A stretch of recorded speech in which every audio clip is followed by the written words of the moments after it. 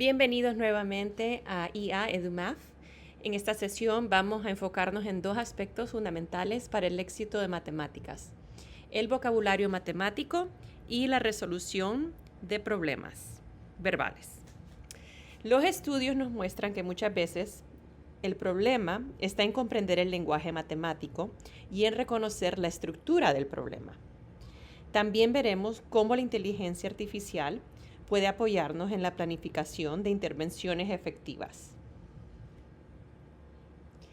Estos son los tres objetivos de nuestra sesión. Primero, comprender por qué el lenguaje matemático y la instrucción basada en esquemas son intervenciones respaldadas por evidencia. Segundo, observar ejemplos concretos de cómo la IA puede apoyar nuestro trabajo. Y tercero, practicar cómo evaluar y mejorar las respuestas que produce la IA. Hoy no vamos a aprender a depender de la tecnología, vamos a aprender a utilizarla como una herramienta profesional. Cuando pensamos en matemáticas, solemos enfocarnos en los números, pero muchos estudiantes fallan antes de llegar a los números. Pueden tener dificultades para identificar información importante, para entender el vocabulario especializado o determinar qué operación deben utilizar. Por eso, el vocabulario matemático no es un complemento, es una parte esencial de la enseñanza. Si un estudiante no entiende palabras como diferencia, producto o denominador, resolver el problema se vuelve mucho más difícil. Entonces, enseñar vocabulario académico explícitamente es necesario no solo en las matemáticas, sino en todas las materias para darles a los estudiantes acceso al aprendizaje. Ahora vamos a revisar algunas estrategias concretas para desarrollar lenguaje matemático académico en nuestras aulas. Lo importante es recordar que el vocabulario no se aprende memorizando definiciones, se aprende usándolo en contextos significativos. Muchas veces usamos lenguaje informal para ayudar a los estudiantes. El problema es que ese lenguaje no aparece en libros, exámenes, ni en textos más complejos. Por ejemplo, en lugar de decir los números que sumas, podemos enseñarles que el término correcto es los sumandos. En lugar de decir el número de arriba de la fracción, podemos enseñarles explícitamente que se llama numerador. Nuestro objetivo no es corregir constantemente, claro, a los estudiantes, sino exponerlo gradualmente al vocabulario académico preciso. Una práctica que funciona muy bien es que toda la escuela adopte terminología consistente desde los primeros grados. Estas son 4 estrategias simples pero muy efectivas para desarrollar el vocabulario académico. Primero es el lenguaje corporal. Aquí podemos ver que se están actuando las palabras desigual y la palabra igual. Segundo, tenemos los carteles visuales que mantienen el vocabulario visible y en contexto dentro del aula. Luego tenemos los bancos de palabras que apoyan la producción oral y escrita. Aquí pueden ver que tenemos varias oraciones donde los estudiantes tuvieron que usar las palabras denominador, quintos, décimos ya en contexto. Por último, tenemos los organizadores gráficos que ayudan a organizar las ideas. Este, por ejemplo, lo produjo un chatbot llamado Copilot y estamos utilizando en él el modelo Fryer, que ayuda también a desarrollar la comprensión profunda de un término, incluyendo su definición, características, ejemplos y no ejemplos para la palabra, en este caso, polígonos. Todas estas estrategias tienen algo en común, y es que reducen la carga cognitiva porque hacen visible el pensamiento matemático. Vamos a practicar utilizando un chatbot. Ya puede ser Copilot, como utilicé yo, puede ser Claude, como hicimos la última vez, puede ser Gemini, o yo sé que algunos de ustedes ya utilizan ChatGPT.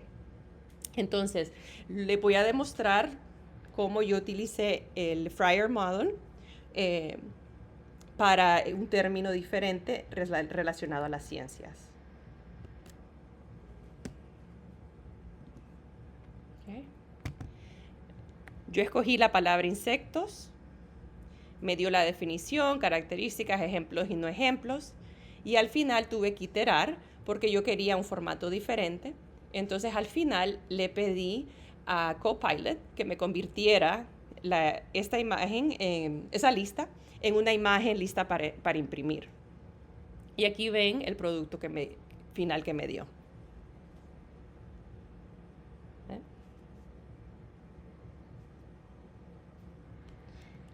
Entonces, lo que les pido a ustedes que hagan ahora es que inicien una sesión, ya sea en Copilot o en otro chatbot. Ingresen el prompt que está ahí, que es bien sencillo. Construye un modelo Fryer sobre la palabra X para un estudiante de X grado. Ya que yo sé que algunos de ustedes no enseñan matemáticas, pueden hacerlo para cualquier otra materia. Ahora sí les quiero recordar que yo utilicé el protocolo Script, pero no es necesario utilizar todos los elementos. Suficiente con utilizar entre 2 y 6. En mi prompt yo solo incluí 2, ¿verdad? Así que no piensen de más su instrucción inicial. Después de hacerlo vamos a compartir. Si alguien quiere activar su micrófono, nos pueden leer las definiciones y cómo les fue a ustedes con su experiencia. Por ahora lo que voy a hacer es que voy a poner el minutero en 5 minutos para que ustedes hagan la prueba. Y recuerden, después que le produzca el producto, pueden iterar. En mi caso, o en el suyo también, pueden escribir que quieren que el chatbot les convierta la imagen en algo que esté ya listo para imprimir, ¿verdad? Así que aquí los dejo y nos vemos en 5 minutos.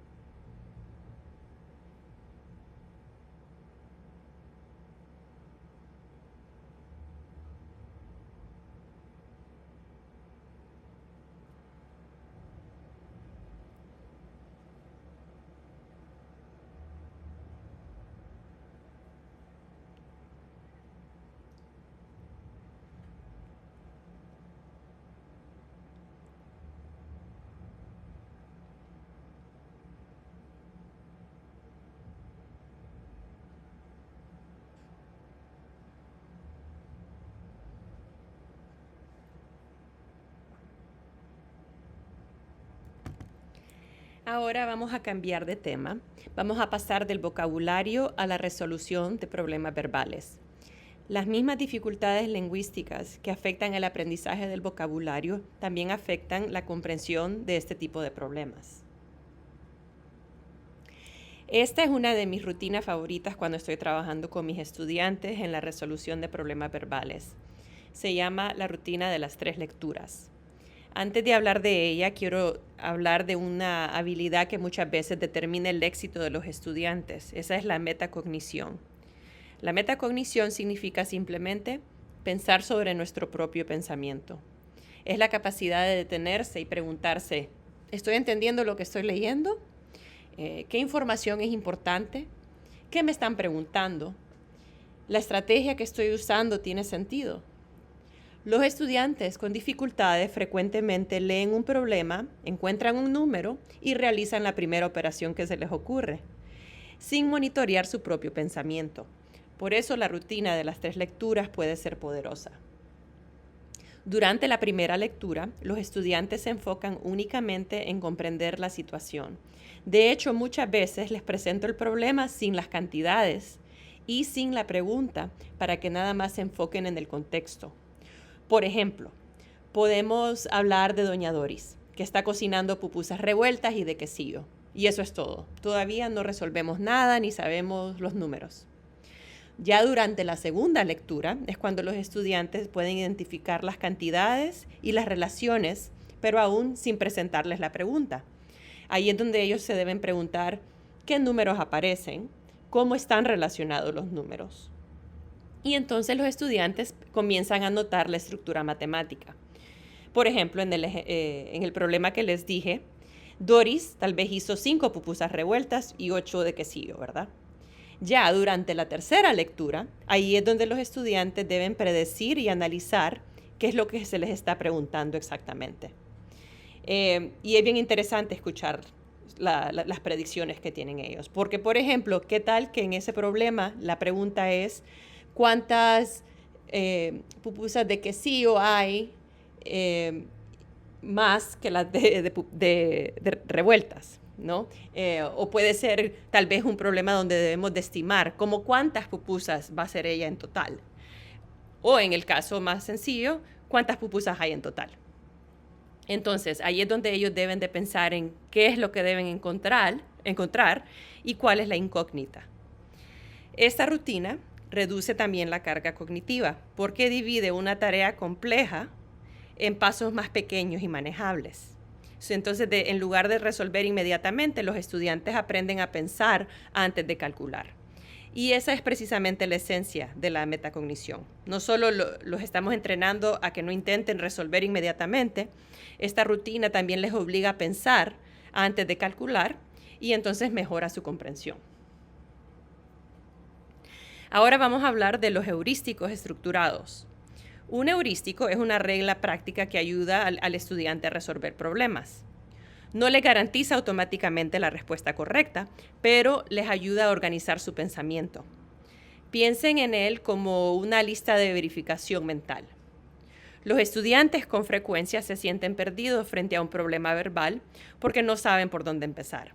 Entonces el heurístico les proporciona una ruta.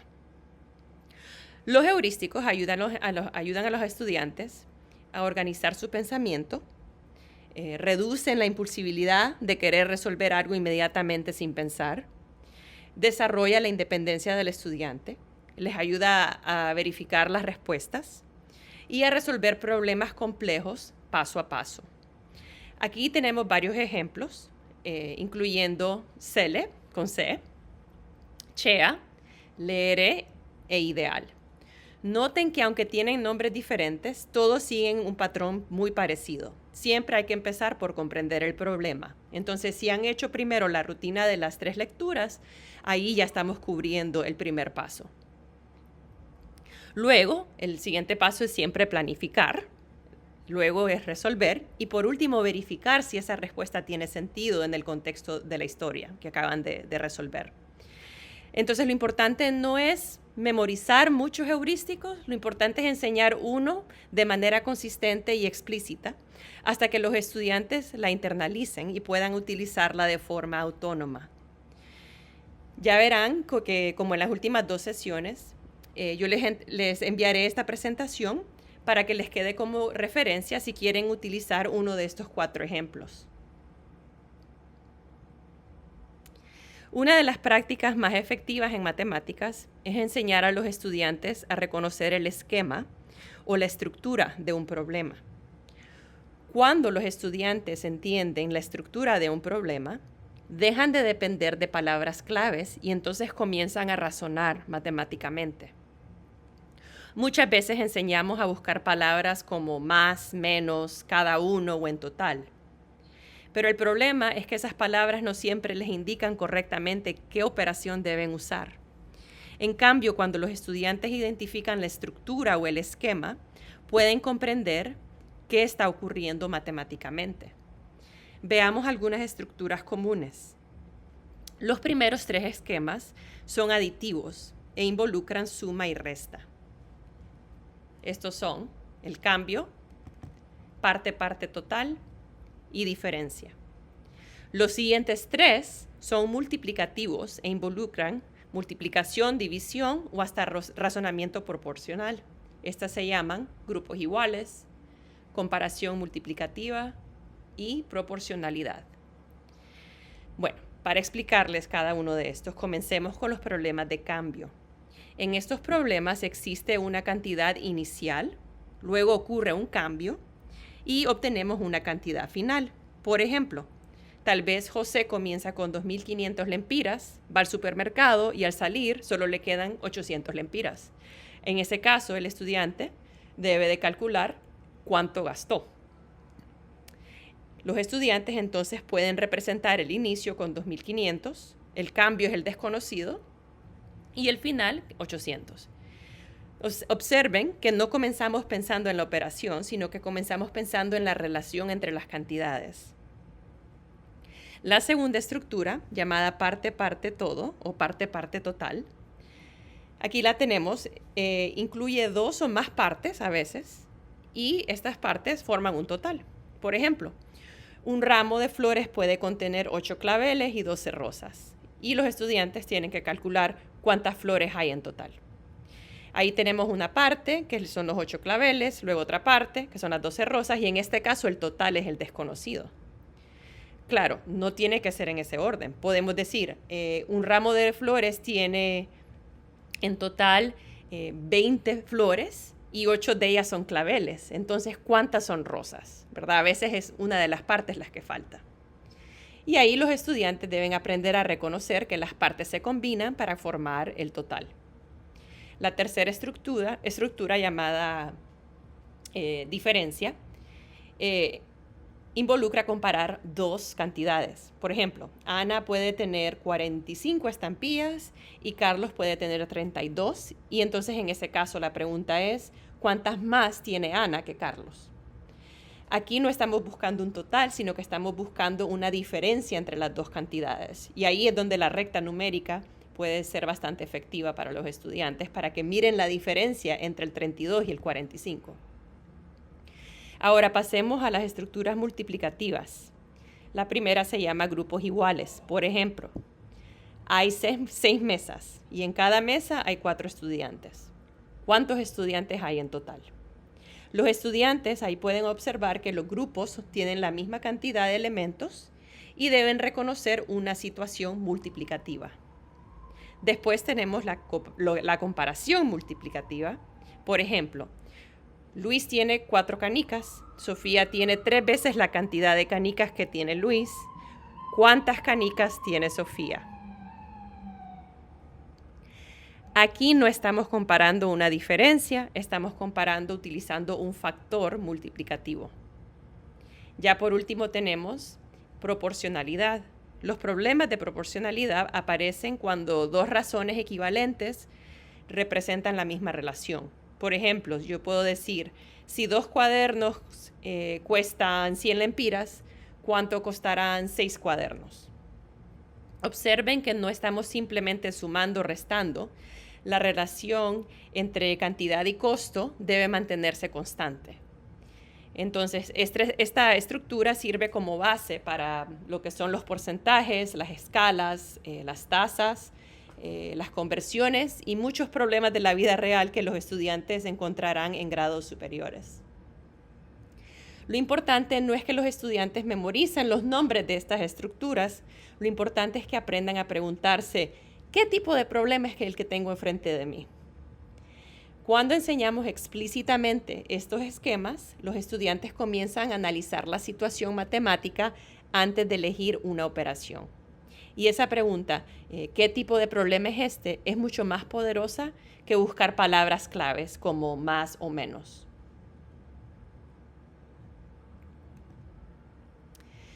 Una de las ventajas de la IA es que podemos controlar el nivel de complejidad. Mientras más específico sea nuestro prompt, mejor será el resultado. No es lo mismo pedir crear un problema de suma que solicitar un problema con números de 3 dígitos, con reagrupación y con determinado nivel de lectura. La calidad del resultado depende en gran medida de la calidad de nuestra instrucción. Ahora, conectemos estas ideas con la inteligencia artificial. Una gran ventaja de la IA es que puede generar actividades con distintos niveles de dificultad. Pero para hacerlo bien, tenemos que darle instrucciones claras. Aquí aparecen 2 marcos que quizá algunos de ustedes ya conocen y tal vez otro que tal vez no sea tan común. Una de ellas es la taxonomía de Bloom. Bloom organiza las tareas según el tipo de pensamiento que requieren. Por ejemplo, en el nivel de recordar, podemos preguntarle al estudiante qué es un numerador. Esa es una pregunta bien básica.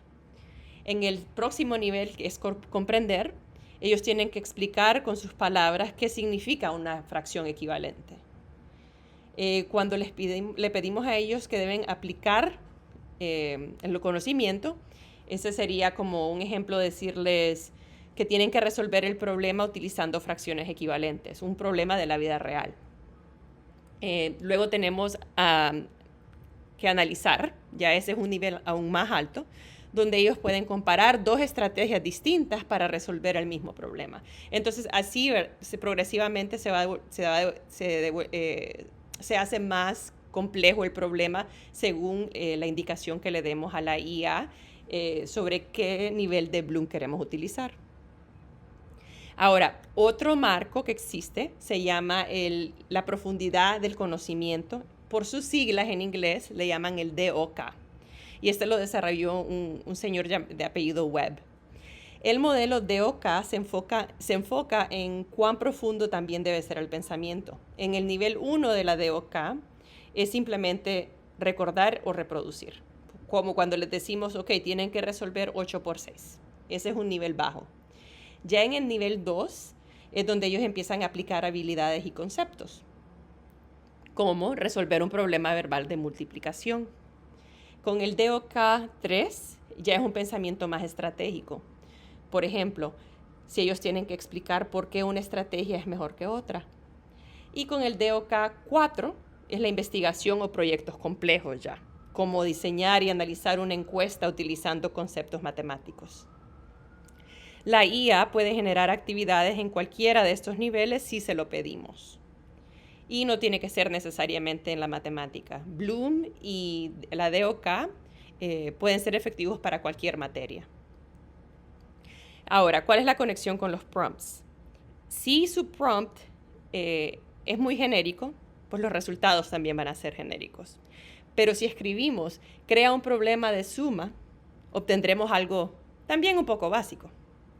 Ahora, si queremos elevar eso, podríamos decir, crea un problema verbal de cambio para 3er grado, ya le estamos indicando el nivel, usando números de 3 dígitos, con reagrupación, en el nivel DOK 2 y alineado al Currículo Nacional Básico de Honduras. Ya ahí estamos siendo bien específicos sobre lo que queremos. Y entonces la IA tendrá mucha más información para producir un recurso que sea útil para nosotros. La calidad de la respuesta depende en gran medida de la calidad de nuestra instrucción, ¿verdad? Entonces ahora les voy a demostrar con la IA cómo podemos hacer pruebas y problemas verbales. Este es un ejemplo de un prompt que escribí yo y se lo voy a leer en voz alta porque utilicé el protocolo script. Entonces, en este van a ver que utilicé más de 2 elementos para ser bien específica. Le dije, eres un docente de 4º grado que está preparando una prueba de resolución de problemas verbales. Enseñas el currículo nacional básico, tienes una clase de 25 estudiantes en Tegucigalpa. El examen debe incluir 5 problemas con esquema de parte-parte total sobre la suma de números de 3 dígitos donde sea necesario reagrupar. Incluso, le dije, incluye problemas de DOK 2 y 3. Ya una vez que me produce los 5 problemas, entonces mi rol es es evaluar y refinar el producto, ¿verdad? Porque ya le definí el objetivo y exactamente lo que quiero. Entonces, voy a cambiar la imagen aquí. Ya lo había hecho, entonces lo dejé aquí en mi historial de Copilot. Disculpen que voy a subir un poquito. Este es exactamente el prompt que les acabo de leer. Esta es la prueba que produjo Copilot. Como le dije que quería niveles de DOK 2 y 3. Aquí ven el ejemplo del 2.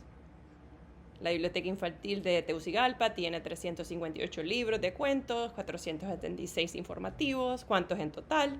Ahora, lo que noté es que sí me dio los niveles que quería, pero en todos los casos los problemas que me dio incluyen las partes y los estudiantes siempre tienen que buscar el total. Y yo no quería eso. Yo quiero que haya más flexibilidad para que ellos tengan que hacer a veces encontrar la parte y a veces el total. Entonces, aquí me dio la clave de respuestas y tuve que iterar.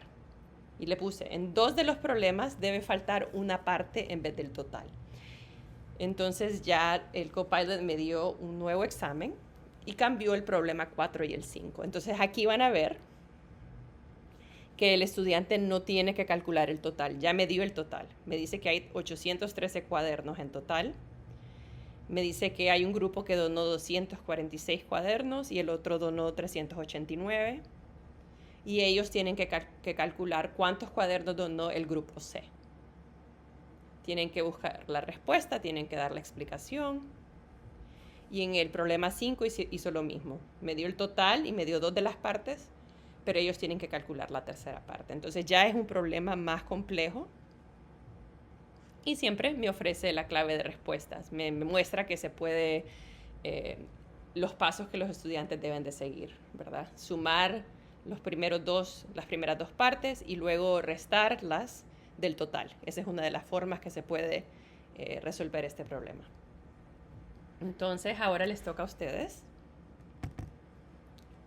Y lo que voy a hacer es, voy a iniciar otra vez el minutero para que ustedes hagan esa prueba.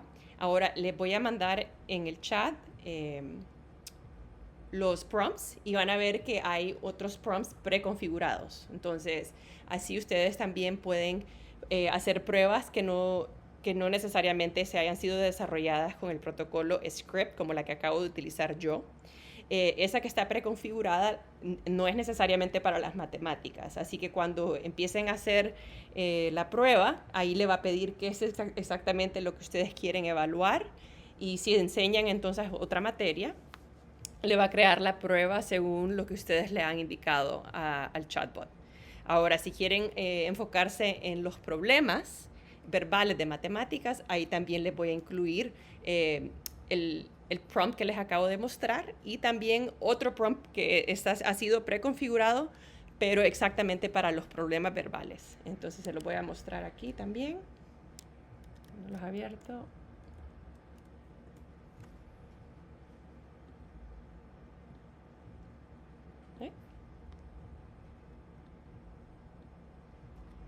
Creo que el 1, disculpen, pensé que ya lo tenía abierto aquí.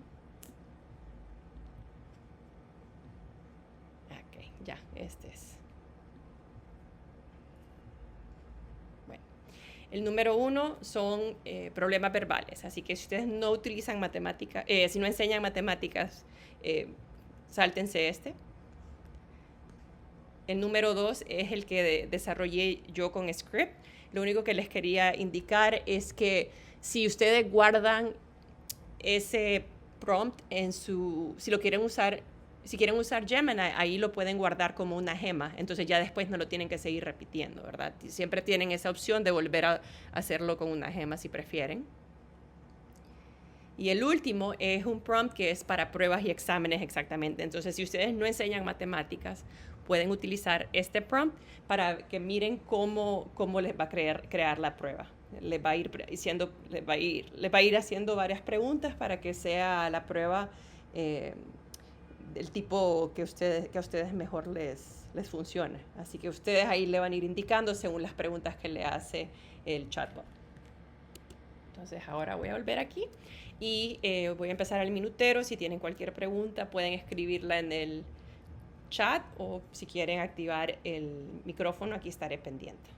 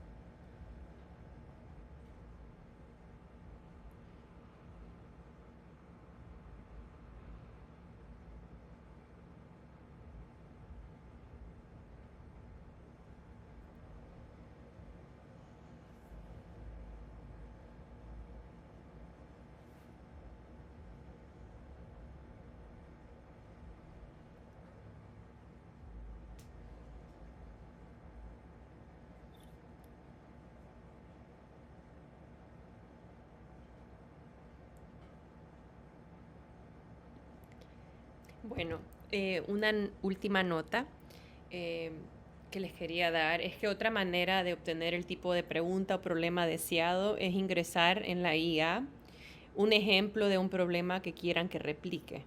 Si yo sé que el examen final tendrá cierto tipo de problemas, yo le pido a la IA que me produzca problemas similares de práctica para que los estudiantes la puedan hacer en clase o en la casa, ¿verdad?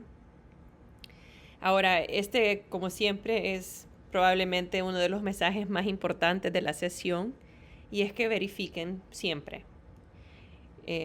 Aunque parezca disco rayado, nunca debemos de asumir que la IA tiene toda la razón. Siempre debemos verificar si lo que nos produce está alineado con el currículo, si hay errores matemáticos. A mí me ha pasado a veces que le he pedido que me produzca un problema de cierto esquema y a veces he notado que el problema no tiene los números para que el estudiante la pueda solucionar. Entonces es ahí donde es importante ver si el problema, como les indiqué, es resoluble. Y si no, pues hay que iterar más. Tercero, siempre revisen si es adecuado el nivel de lectura. A veces puede ser muy fácil o muy difícil y queremos que sea pues, del nivel correcto para nuestros estudiantes. Y por último es, como siempre, proteger la privacidad del estudiante, asegurándonos de que se hayan eliminado sus datos personales. Estas responsabilidades al final son nuestras, porque la IA no es una tecnología perfecta. Ahora, la verdadera experiencia docente se evidencia durante la iteración. Ya saben, la primera respuesta rara vez es la perfecta. Así que aquí los dejo con las ideas más importantes y claves de hoy. Primero, que debemos enfocar el vocabulario y la estructura o el esquema del problema.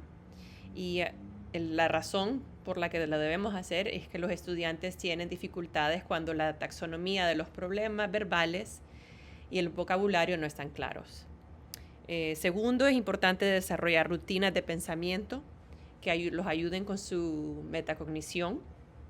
¿Y por qué? Pues es porque la metacognición ayuda a los estudiantes a convertirse en solucionadores activos e independientes.